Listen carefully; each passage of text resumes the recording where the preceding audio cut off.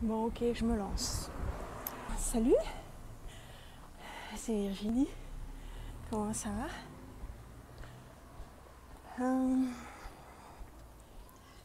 J'ai décidé de te faire une petite vidéo impromptue. Je ne sais pas du tout ce que je veux dire, mais j'ai des trucs à dire. J'ai vu passer quelque chose sur LinkedIn. Des fois, ils font des résumés des sujets qui sont abordés en ce moment, etc. Et un de ces sujets-là était que les indépendants ne prennent pas de vacances. Attends, où est-ce que je vais m'asseoir? Là. Les indépendants, les entrepreneurs, les freelances ne prennent pas de vacances. Et les patrons en règle générale, les businessmen, les dirigeants d'entreprise, etc. Et je trouve qu'on marche sur la tête. Comment dire? Comme tu le sais, ou tu le sais peut-être pas, je suis adepte du voyage et de tout ce que ça apporte. Alors, voyage, tourisme, vacances, bon, il y a plein de choses à dire là-dessus. Je suis d'ailleurs en train d'écrire un truc, mais tout ça revient au même. Tout ça revient à la même idée, prendre soin de soi, être à l'écoute de soi. Et moi, quand je lis que, je sais pas, plus de 3/4 des freelancers, des entrepreneurs ne prennent pas de vacances, que 9 freelances, c'est quoi le chiffre hallucinant? 9 freelances américains sur 10 continuent à travailler l'été, continuent à trouver des petits contrats, etc. etc. Enfin, ça marche si mal que ça. Et tu ne te poses pas la question de pourquoi ça ne marche pas. Pourquoi tu es obligé d'être d'aller au charbon tous les jours. Sinon, tu peux pas vivre. Sinon, tu n'as pas les moyens, etc. Enfin, c'est hallucinant, non?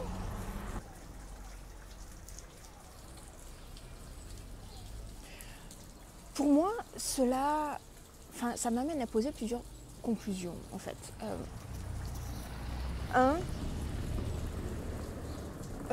Les gens ne savent pas faire grandir leur business. Les gens ne savent pas avoir le revenu suffisant pour avoir les moyens de prendre des vacances.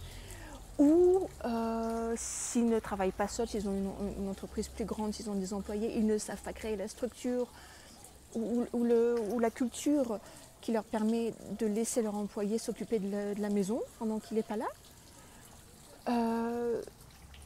Donc déjà, il y a un problème au niveau business, un problème au niveau argent, et ensuite, il y a un problème au niveau mindset, au niveau état d'esprit qui... comment dire? Comment peut-on s'imaginer que se mettre de côté va être profitable pour son entreprise? Je ne comprends pas. Une entreprise, ton entreprise, c'est toi, d'abord. Si tu ne vas pas bien, ton entreprise, elle ne va pas bien. Si tu as des blocages, ton entreprise a le même genre de blocage. Il y a une chose qui est totalement flagrante quand tu te mets à ton compte et quand tu deviens entrepreneur, etc., c'est que tu grandis en même temps que ton entreprise. Avoir un business, c'est du développement personnel, peu importe le style de business. C'est exactement la même chose. Tu évolues avec ton activité, avec ton business. Et il me semble que les gens, ils ne font pas ça du tout. Mais alors du tout. Et c'est pour ça que ça bloque et c'est pour ça que ça ne marche pas. Parce que toi-même, le patron, tu bloques et tu ne marches pas. Forcément, c'est con. Tu t'attends à quoi? À ce que ça vienne automatiquement tout seul, parce que tu vas avoir la bonne stratégie, les bons points, tu vas cocher toutes les cases, ça va marcher du feu de Dieu, non? Il faut d'abord que ça marche là, parce que ça se ressent. J'en parlais sur mon dernier post, mon dernier article, où je faisais un parallèle avec la séduction, qui tu es à l'intérieur, ça se voit.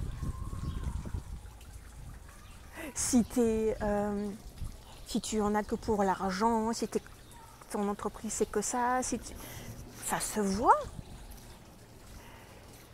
Si tes employés sont que des chiffres, si tu n'arrêtes pas de les critiquer, dis ouais, ce sont des incapables, etc.